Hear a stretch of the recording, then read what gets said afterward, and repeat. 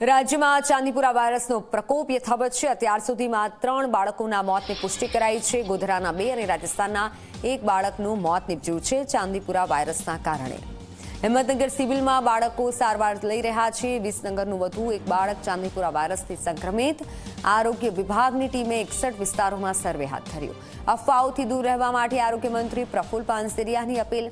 લક્ષણ દેખાતા હોસ્પિટલનો સંપર્ક કરવા અપીલ કરાઈ છે।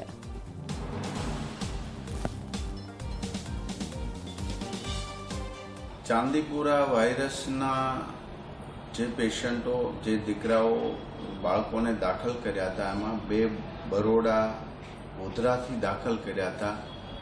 એ બંનેના પોઝિટિવ રિપોર્ટ આવ્યા હતા। એમનું એ સમયે ડેથ થયું હતું। એ જ રીતે હિંમતનગરમાં સિવિલ હોસ્પિટલમાં જ્યારે દાખલ એક રાજસ્થાનનો પેશન્ટ કરવામાં આવ્યો હતો દીકરાને બાળકને એ પણ પોઝિટિવ પેશન્ટ આવ્યું હતું ને એમનું પણ ડેથ થયું। તો ચાંદીપુરા વાયરસથી અત્યાર સુધીમાં 3 બાળકોના ડેથ થયા છે અને 1 બાળક વિસનગરનું છે જેને અમે વડનગર હોસ્પિટલની અંદર દાખલ કર્યું છે જે પોઝિટિવ છે। એટલે આ સાવચેતીના ભાગરૂપે અમારી ટીમ બધી જ જગ્યાએ કામગીરી કરી રહી છે।